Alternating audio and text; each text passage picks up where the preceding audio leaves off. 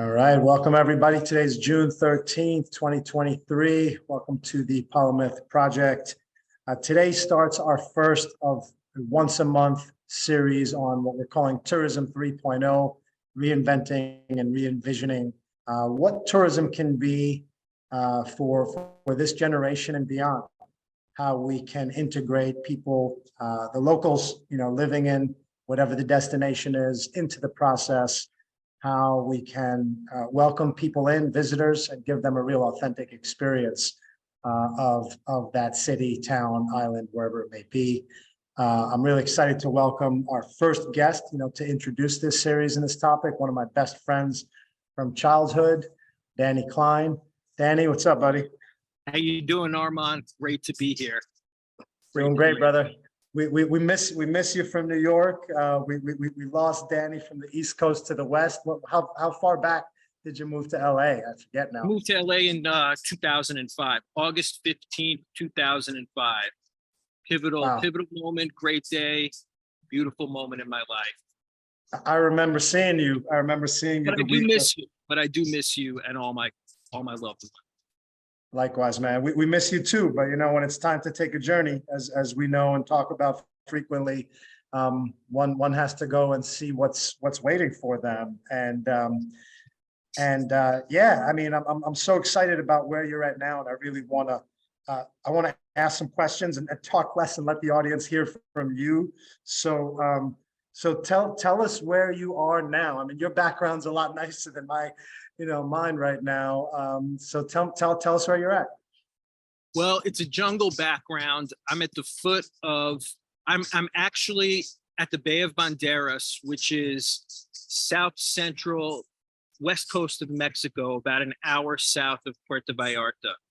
So I'm at a real beautiful place. It's the base of the jungle, but also where it meets the ocean.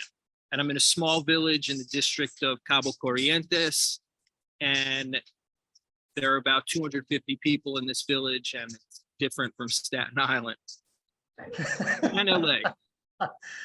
Unbelievable, man. Unbelievable. Why Mexico, right? Why Mexico? Obviously, there's the California, side, and then there's, like kind of Cancun and all these different towns that people visit from the East Coast. So when did you start going to Mexico, and why did you kind of choose this part of your journey there? I actually started coming down to Mexico in 2010. I was hired to write a woman's life story. Her name is Elena. She became my best friend and one of my closest friends and mentors. She's lived an amazingly empowering life. And so I've been coming down during summers, I've been coming down to see her and to kind of have more of a traditional Puerto Vallarta vacation, whether it was 2 weeks or a month. It ended up becoming longer and longer because I loved it so much. And then finally, we just started to kind of taking trips, and I would take these trips with new friends I met, road trips, canoe trips, you name it, trips into the mountains, the rivers, the beauty of nature here. And I came to this very small village, and there are a handful of them. And I felt the magic of it immediately. I felt as though I was in a dream. I felt as though I was in a place that transcended time, and I needed to be here. So that happened actually last summer. Although I came here once before, I didn't quite realize it. I was here once before for the day 10 years ago.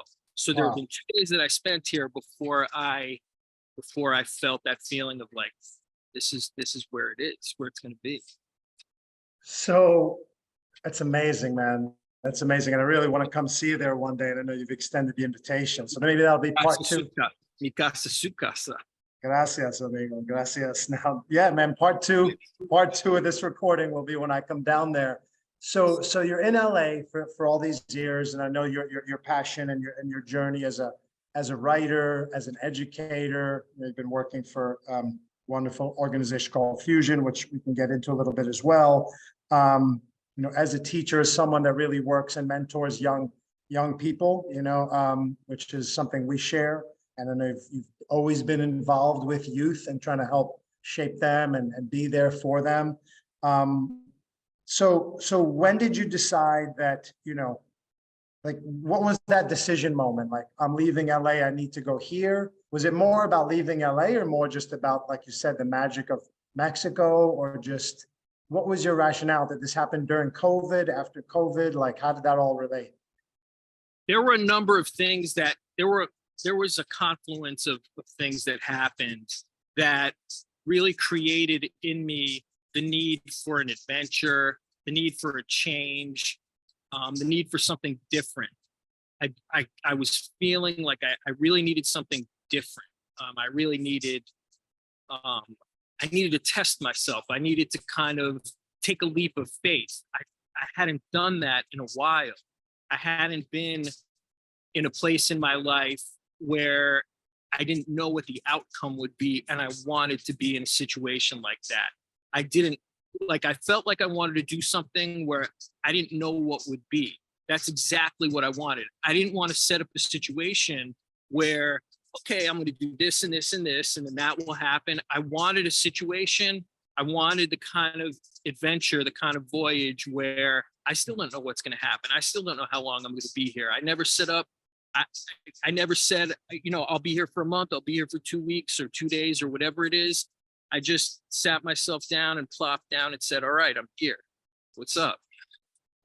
but there is there is a moment, and it is a sad moment and a tragic moment that got me here. Actually, I had a student at Fusion Academy for about 5-6 years, and I worked with him very, very closely. We worked one-on-one with our students, and I worked with him after he graduated, and he passed away.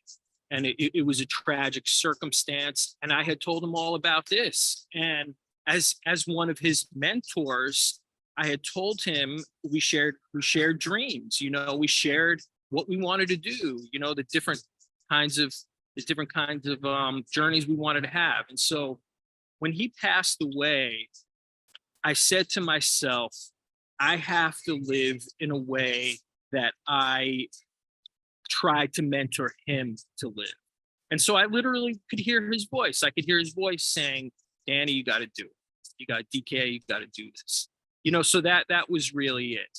There were a lot of things happening before that, but that really was the pivotal voice. It was my friend Helena, but and then there were some other challenging things I went through romantically. There was love and stuff that happens with that. But then there was this loss, this very grievous loss that got me here. And here you are, like you said, here you are, man, the man without a plan, or kind of like it's a plan where you're just trusting the process, trusting your flow. I mean, from a perspective of kids now, because you're an educator and you spend a lot of time, and you also, some of your screenplays, many of them, relate to, children and kind of, I guess, what we'd call entertainment, but really just fun stories, right? What's the mentality of the kids in the town you're in, which, as you said, 250 people? So how many kids does that make it roughly? I don't know, 50 to 100 kids in the town? Oh, no, there's more than that. There's probably about 100 kids. There might be 350 people, because when I think about the kids, I volunteer in the school, and I actually did that today, and I just came from that. There's a lot of purity with the kids. There's no technology. There's very little technology. There's one big television where everyone watched the World Cup and the soccer tournaments, and everyone gathered around to watch a big boxing match. Canelo was fighting, which was cool. But the children have a purity about their lives. They go out and they're in nature. They're surrounded by this beauty, and there's no wall. There's no cubicle. There's even the school itself. They don't spend a lot of time in the building. It's really open, and so they don't spend a lot of time in the building. So the kids' exchanges, they really get to know each other. There's not a lot of moving, and so a family has a home here. It's an indigenous town. And so a family will have a home and they'll have it for hundreds of years. And so the kids grow up together, the families grow up together. And it's the kind of thing where one end of the town to the other is about a 15-minute walk or a 20-minute walk if you kind of go slow. And that's considered like far away. That's like, if you lived at, you know, on the other side of the river, you live in a far away, you know. But the point is the kids are together. So, you know, like back in Staten Island, how you guys have that crew, and how I'm very lucky also to have the crew that I grew up with. And many of us are still in touch, but it's not common. Over here, it's a closeness that, you know, that one can know only by spending this kind of time of, I know this person when they were born, I knew this person when they were 6, when they were 26, and now 46, you know, and now some of them 96, you know. The point is they don't know each other out of context. I'll say it better. They know each other in a way that's contextualized with every aspect of their life, because most of the people here don't leave too often for extended periods. So your neighbor's your neighbor.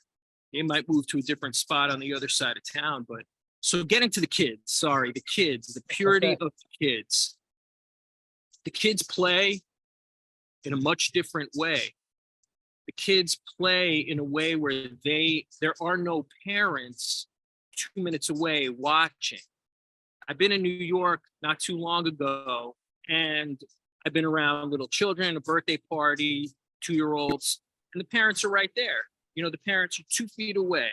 Hey, Johnny, don't do that, you know, and it's that constant hovering, that constant vibe that I'm being watched, even with a cell phone. You know, let's take a picture now. It's that constant vibe of having to perform and being in kind of like, you know, in the box and on a screen to be presented. You know what I mean? As opposed to over here, the kids are freer. I walked around with the intent of finding kids who have anxiety. I could not find it even looking for it.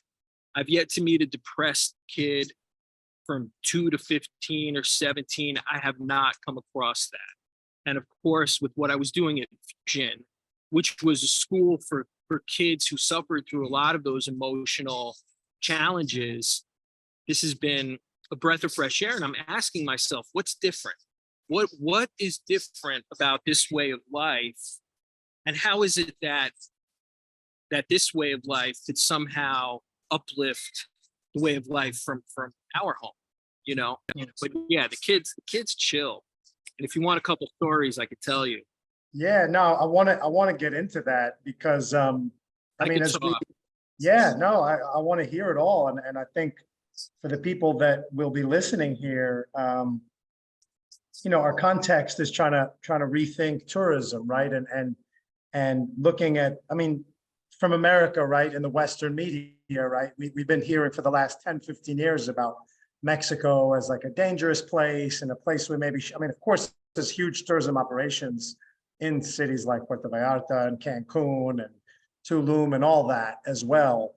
And so, you know, you never know who to trust and listen to. You kind of have to go places and see for yourself. So yeah, I mean, what's the feeling in terms of, obviously you have to know your way around and know what you're doing. You can't have random people showing up into a small town. I mean, is there tourism there? Would you consider there to be like visitors and people that come through to see different sites, or not really in your particular town? In my particular village, there is little to no tourism. There's a beautiful waterfall, and there are day trippers who come here and they take a 3 hour hike to the waterfall, drink their coconuts, eat their bananas that they picked off the tree. And is that off the tree that you're sitting at right now? Off the tree that's right down the path.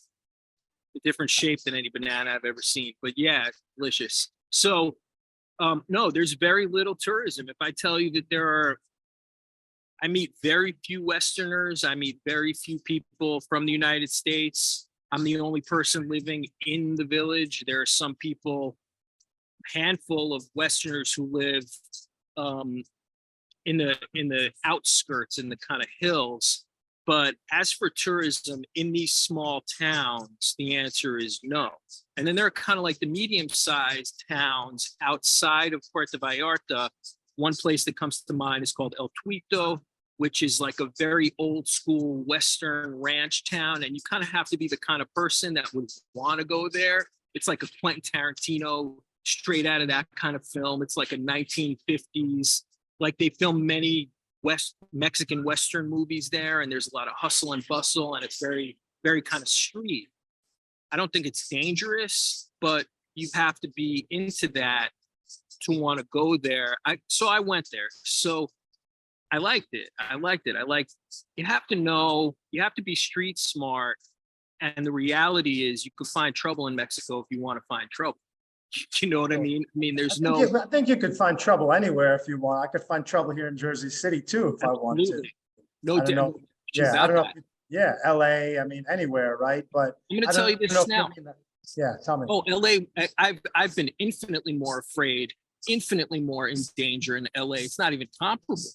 I'm supposed to take a trip back to LA in the next couple months. I'm scared. I'm knowing what goes on in Hollywood, and you know, I'm not comfortable. I'm so comfortable in this village. By the way, how's the connection? Am I freezing or are we good? Oh, you're good. You're fine. Okay, good. When I go, I keep my door open like this. There's no police where I live in the entirety of the village.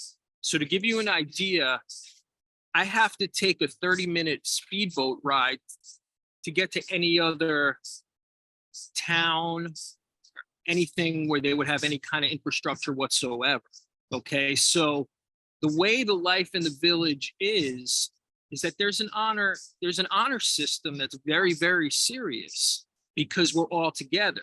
So it's like when someone walks through on the main path, if that person's not giving off a friendly vibe, there's going to be some kind, like if it's really out of the realm of what is culturally expected here, or culturally accepted rather, then there's going to be some kind of conversation. I've seen that happen.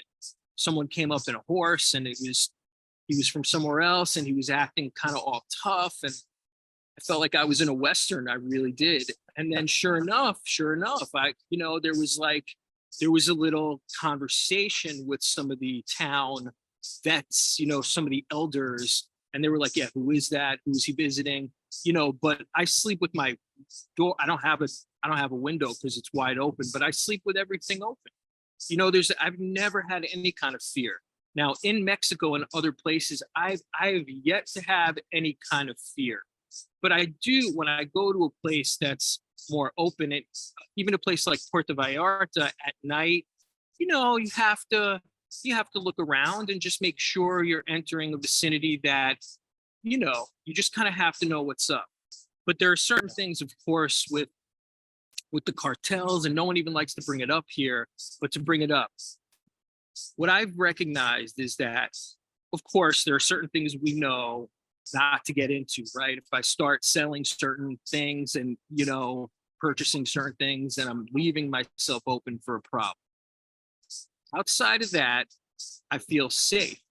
But it seems to me that everybody here knows everybody in some way, shape, or form affiliated with that kind of life. So it's very prevalent. That is the truth. It's prevalent in that people will have a second cousin they know, or, but there's very little crossover. There's very little crossover. And so, for example, there was a moment where there were some cartel people supposedly here, and people let me know. They were like, yeah, just stay away from that area, let them have their dinner, let them do their thing. And, it was like, but of course, I'm not going to cause anyone a problem here to begin with.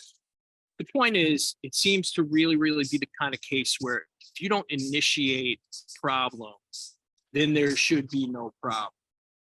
Yeah. That's the area I'm in. And just as a Yeah. caveat, I have been told that there are certain places I should not hike. I've been told that, but I've never once had a moment. There's just so much beauty and so much to be had. Why would I go there anyway? It's like, okay, you know, Yeah. there, Yeah, there are a man. lot more. There are a lot more people. There are a lot more Americans killed on the streets of LA and Chicago every single day than there are in Mexico. I mean, it's just, and in schools, I was scared at Fusion. I mean, I was going to school every day and I'm looking out the window concerned about all the violence that happens in schools in the United States. I've never been more chill and felt as safe as I do, especially at night. Yeah, man. No, you feel, Can I tell a funny story?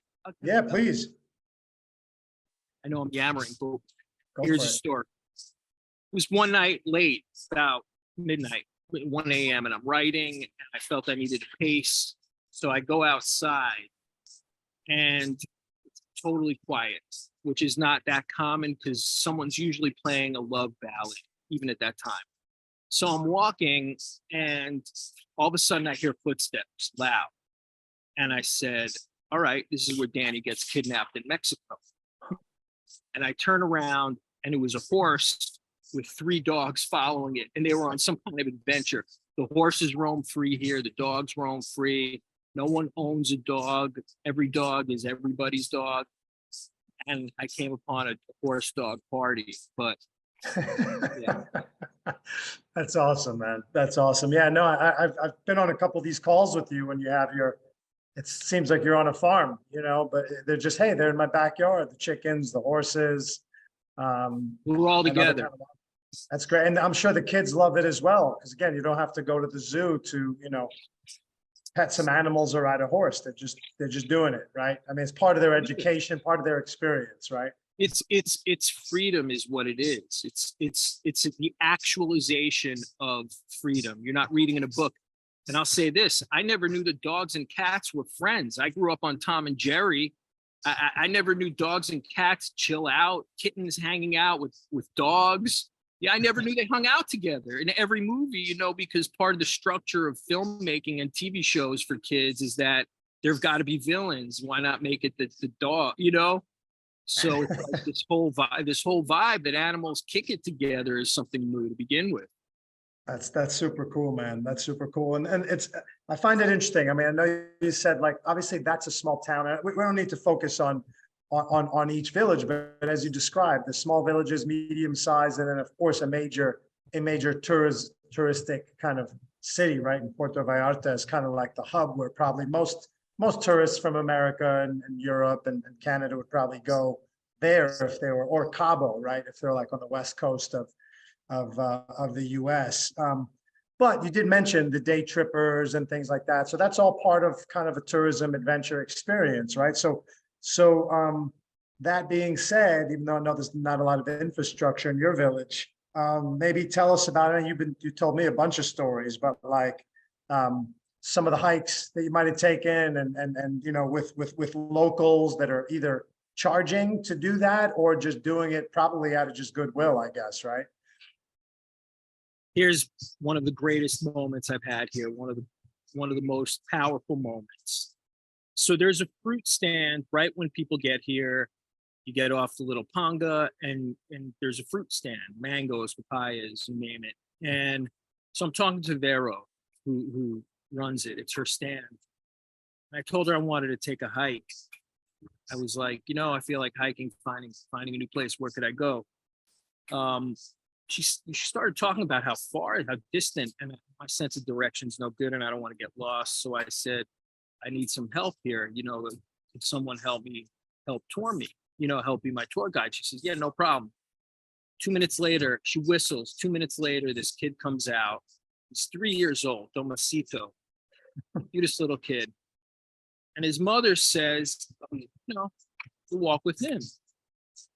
And she says, yeah, con Tomasito, va con Tomasito juntos. I said, he was the tour guide. And I said, are you sure? Because I don't know, the culture's different. I say, this was one of my first weeks here. And I said, sure? And she said, yeah, his brother will come too. So his 7-year-old brother comes. Now on this tour, I got to tell you, So there's a 7-year-old and a 3-year-old. You're mid to late 40s, man, and they don't late know you 40s. all that well, right? And they and they says, okay, here's my 3-year-old and 7-year-old boys. They're gonna take you. Yeah, and the kids were barefoot, and we're hiking on rocks, gravel, sand, leaves. They're like Indiana Jones. They're climbing. They're like, it was amazing, and they knew everything about the nature of the town, of what we were surrounded by and how it impacted. Like, oh, that's where we pick these fruits. That's where we get the mangoes. That's where they were and they were singing. It was so beautiful. They knew everything, and it was really deep knowledge. And they wanted me to know too, and they were so sweet. They were like, And how long was that experience? Like, was it like an hour hike, a 2-hour hike? I mean, oh, it was solidly an hour in each direction. And then when we got there, we had coconuts to drink. It was so great. There was this little area where we had some coconuts, and yeah, it was just amazing. It was so powerful because for these kids to have that freedom, and for these kids to be so empowered, and they really wanted me to know. So they would pick up leaves and they would say, Danny, kid, they would be like, do you know what this is? And my Spanish isn't too good yet, but they would say all these things and tell me all these beautiful things about the world that they're living in. They wanted to share. They were so proud. They were so proud of their land. So proud of it. It was so beautiful. That's amazing, man. That's amazing. And so, yeah, and what about health? I mean, I think you got there after COVID, but I mean, what did you hear just being in Mexico? I know you traveled a bunch of other times to Mexico, as you said, to the more main cities in Puerto Vallarta. I mean, what was the impression you got, or the feedback, or your observation of like how people dealt with COVID there? Well, this was an ideal place to deal with anything like that, because just because of the distance you have from people. I mean, if I want, I could stay in my casita and not see anybody if I chose to. Well, I'm in the middle of the village, so that would be hard. But a lot of the people who live here, you don't have to see anybody or interact with anyone if you don't choose to. Yeah. I think here, there's no doctors here. That's another thing. There is a woman who has a very, very deep understanding of the human body. And she did an analysis on my body, and I could not believe what she was telling me. She was telling me things that traditional doctors never picked up on ever. It's like the way I was standing. She could tell that because the way my fingers were spread, that there was some kind of breathing issue that I was having, or at least that's what she was surmising. But the point being, there's an indigenous woman who comes through and, kind of checks people out, but there's no traditional doctor here. Now, of course, that was cause for concern and can be at certain times, Sure. Because of what we're used to. But here's what I would say. I have every opportunity here to live a very healthy life and a very clean life. I mean, every opportunity. There's sun, there's grounding, hiking. I swim in the ocean every day for at least an hour. And so there's the food, it's Mexican food, so you could overeat if you want, but there's the best tropical fruits and vegetables and organic gardens. So you could really, really take control of your health here in a way that I have found is very difficult in other places. So Yeah. to answer about health, I would say we're so used to, oh, this doctor said this. Now I'm going to go spend the next 2 months getting 16 different opinions. And it's like, yeah, healthcare could be great in the United States. Absolutely. I've had the benefit of some really great doctors at times in my life when I needed it. But how expensive is it? Like, who could really afford that? Who's affording that stuff, And that's a whole nother conversation. But yeah, I no one here, I say this. People here don't know they're sick. If they are, they're probably not. But if they are, they don't know it. Yeah. So they're living in bliss. Wow, Yeah, and you mentioned there's some elders there living into their 80s, 90s. So I know it's a small sample set, but you're seeing, some healthy, active people, beyond 60, 70 still having active lifestyles. they're the people here that I've seen in their 90s, late 90s. I was at birthday parties here for a 93-year-old, 97-year-old. They're as strong as any other 90-something-year-old I've ever seen. They're interacting in a sharp way, mental acuity, they're sharp, and they're so happy. People here have a lot of joy. That's amazing, man. That's amazing. So I want to, like, my last main topic with you, and we could talk forever, and we'll keep going. And like I said, I do want to come out there, bring my son. I think it would be a great education for him, for me.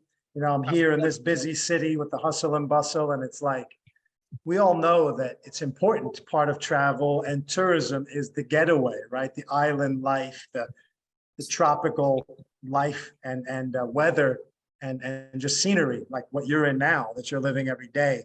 What's your, do you have a plan as far as how long you've been out there now? 8 months, 7 months? October 5th is the day I touch ground. Yeah, so They 8 got months, me. man. Wow. God bless you, man. And you seem, like you said, so healthy, happy, vibrant, and you're able to. So, I want to know, do you have a plan in terms of timing, or is it just open right now? You're feeling No plan. and going with the flow. No plan. I think, in my humble opinion, the foundation to my day-to-day happiness recently, and meaning in the past 8 months, has been the removal of planning. That has been my foundational health and happiness. And what I'll say is this here, because I'm recognizing now what has happened. I don't want to be planless. In other words, I have things I want to do. I have things I want to achieve, and I have things I want to contribute to humanity. And so what happened was, I'm finding I wake up every day real early. I'm up at 7:03 every day, which is my birthday. That's why I wake up at 7:03. I wake up at that. I'm usually up way before that, but I'm up and I'm in the ocean. So I'm in the ocean for an hour and even longer. Real good swims. I'm eating healthy. I'm writing every morning. I'm writing every evening. So those habits and those things that we tend to plan have become a part of my day just naturally, because they're who I am. And I wanted to be in that space where I could say, you know what, Danny's going to be plan free for a while, and let's see what comes of it. It's a blank canvas. Let's see what paint gets thrown upon the canvas. You know what I mean? I didn't want to have numbers on that canvas for when I got here. And so I'm still pretty open. I don't know when. Yeah, I'm and faith wise, this is really, because I've had moments where I'm like, shit, Danny, what, you don't have a plan. And then I just get more in touch with my inner light, and whatever that means to each of us. I just know things are right. Like, I just know this is the most elevated Danny I could be right now, Yeah. Well, it feels like you're living in harmony with some type of plan, call it a divine plan, or, some higher purpose plan. And that is the plan. So yeah, if there was a plan, it was to be, empty canvas, plan free. So yeah, the duality of it is, yeah, sure, that is a plan. That's wonderful. And so I know that, again, as an educator and a writer, living in a remote place that, as you said, doesn't have all the traditional trappings and infrastructure, we might consider it a bit rustic and kind of pretty far off the beaten path, right? And like you said, it could take a certain personality type to do that. But I mean, would you advise it, like, to your friends in New York and LA? Hey, come out. I mean, maybe they're not going to come for 8 months or be planless, but people can't do that necessarily. But can they, or can they? Right? Like, would you recommend, as let's say, a tourism travel trip, like, to people, hey, come out for a week or 2 weeks and just have the experience. And you think, what do you think people would get out of that? Besides what they get out of normal trips going to other like islands, which are also nice. First of all, I'll say, well, this is not an island, actually. It seems like an island, but it's not. Yeah. But here's what I'll say. By the way, we haven't talked about Puerto Vallarta, which is an amazing tourist spot for all the traditional reasons, but it really is amazing. And one of the reasons Puerto Vallarta is so amazing is that it offers the kind of love boats kind of mentality, you know, honeymoon, romantic getaway, or families. But at the same time, it has an authenticity that's very close. So when you're in Puerto Vallarta, you're never that far from meshing with the authentic life there. So there's traditional Puerto Vallarta vacations are sensational. And at the beginning, that's kind of what I was experiencing to a degree. Now, here's what I would say. This is not for everybody, but everybody could benefit from this. Everybody. And so how could one not benefit from interacting in a much freer place in nature? You know, how could one not benefit? It's like, of course, you know, you're seeing creatures that, you know, I saw an iguana the other day that was like, you know, pretty big. You know, you're interacting with people that you've never, for the most part, you know, that you probably haven't, that one probably hasn't interacted with. So everything is new, you know, even the language here is different from traditional Spanish. It's a little bit different. When you see how the kids kind of craft their own journeys, and when you see a group of kids on a canoe and just playing, I mean, to me, it's very joyous. Group of kids playing with one kite. They have no shoes on their feet. They don't have the economic, I put poverty in quotes, but you know, it's the joy when you're in front of that kind of purity, especially someone from LA, someone from New York. I think that could only be beneficial. That could only be uplifting. You know, are the natural settings difficult? Yes, it's hot. There's no AC. There are fans and there's the ocean breeze. So I'm not in a cubicle, you know. Yeah. You know, people here just got internet and it's very few. I'm happy that this is functioning right now. The internet too is miraculous, obviously, that we could even be having this conversation. Yeah. So here's a quick funny story. My friend, my dear friend, Jennifer came out here and there was we're eating dinner and we look up and there's a claw and it's kind of creeping in from the rooftop. There was like a little space between the roof, you know, and the wall, and there was a claw, and I saw the claw and she did not. We're eating, and I look up and I see the claw, and I didn't want to interrupt what was a really nice dinner. I didn't want to interrupt it. And then I look up and the claw moved like that. And so Jennifer saw it move and she kind of freaked. She's a businesswoman from LA. That said, yeah, I mean, we had that moment. When you're around a setting that's so naturalistically beautiful, you know, I think it's always good to stretch ourselves. So if one feels like they could do 5 days in this setting, I would say do 2 weeks, you know, do a week, do 10 days.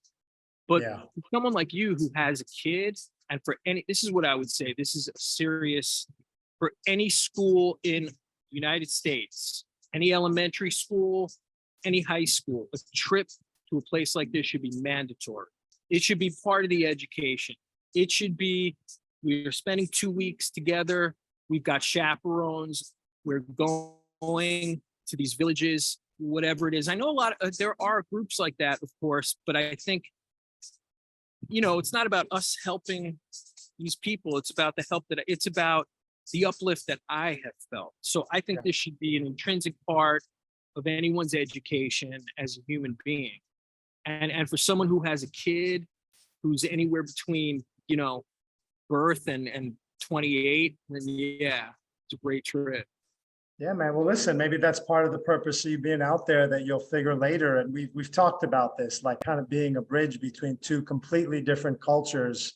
It's one thing to visit a place for a week, and it's another thing to immerse yourself and move into an experience. So I really respect what you're doing there. I know you went out there, as you said, have freedom to just see what happens, and your creative spark and spirit, which has always been there, has felt very vivid and vigorous in terms of how you've been working and writing.